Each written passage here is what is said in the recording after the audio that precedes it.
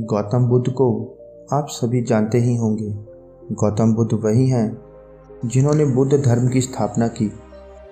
आज के समय में बुद्ध धर्म दुनिया के सबसे पुराने और सबसे मशहूर धर्मों में से एक है। इस बात को आप भी मानते होंगे। आज बुद्ध धर्म के करोड़ों अनुयायी हैं जो इसका प्रसार प्रचार करने में लगे हुए हैं। आपको पूरी दुनिया में भगवान बुद्ध की हजारों लाखों प्रतिमाएं दिख जाएंगी जो बहुत खूबसूरत और आकर्षक होती हैं।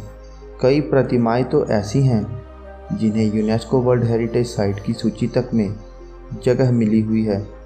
गौतम बुद्ध के बारे में बात करें तो उनकी प्रतिमाएं बहुत आकर्षक होती हैं।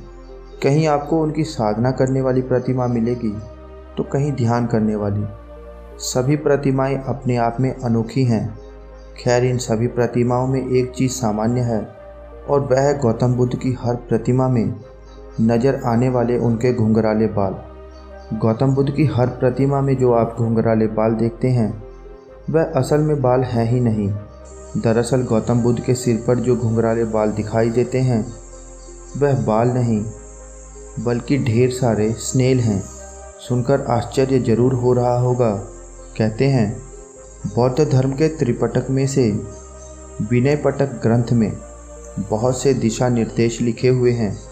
इन दिशा निर्देशों की माने तो इनमें लिखा हुआ है कि आत्मज्ञान को प्राप्त करने के लिए मनुष्य का तन और मन दोनों ही बिल्कुल पवित्र होना चाहिए। इन दिशा निर्देशों को मानते हुए बौद्ध भिक्षु अपने तन की पवित्रता के लिए अपना सिर मुंडवा लेते हैं। यही किया था सिद्धार्थ गौतम यानी गौतम बुद्ध ने। उन्होंने जब अपने राज्य का त्याग किया था तो उसी दौरान उन्होंने भी अपना मुंडन करवा लिया था। कहा जाता है एक बार गौतम बुद्ध ध्यान में मग्न थे।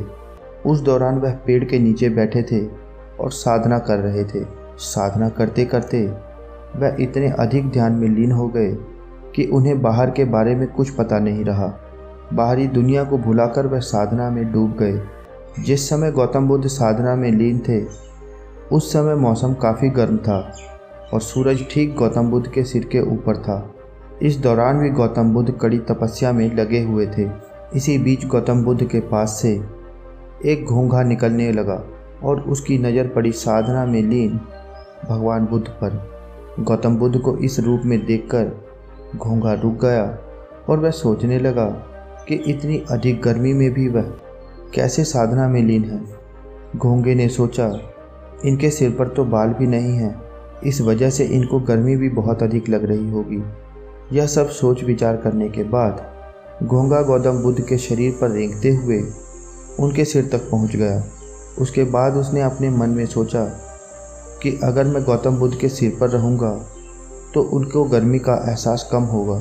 यह सोचकर वह वहीं पर ठहर गया। उसे देखने के बाद बहुत से घोंघे उसके पीछे पीछे गौतम बुद्ध के सिर पर चढ़ गए।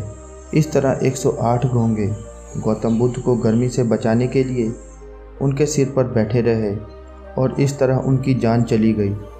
कहा जाता है भगवान बुद्ध को आत्मज्ञान दिलवाने में इन 108 घोंघों ने अपनी जान दे दी। अपनी अहम भूमिका के लिए इन 108 घोंघों को महत्वपूर्ण माना जाता है। कुछ लोगों का मानना है कि जब गौतम बुद्ध साधना में लीन हुए तो उनके बाल बढ़ गए थे। इस दौरान जब भयंकर गर्मी आई तो गौतम बुद्ध के सिर के सारे बाल जल गए और सभी घुंघराले आकार के हो गए। वैसे आप जानते ही होंगे आज भी विश्व के कई ऐसे गर्म इलाके हैं जहां लोगों के बाल जलकर घुंघराले हो जाते हैं। इसी को आधार मानते हुए आज कई लोग इस कहानी पर यकीन करते हैं। इन दोनों कहानियों में से कौन सी कहानी सत्य है इसके बारे में कुछ भी कहा नहीं जा सकता है। सबकी अपनी अपनी राय है। आपकी क्या राय है कृपया कमेंट बॉक्स में कमेंट जरूर करें। चैनल को लाइक, शेयर एंड सब्सक्राइब करें। अपना बहुमूल्य समय देने के लिए आपका बहुत बहुत धन्यवाद।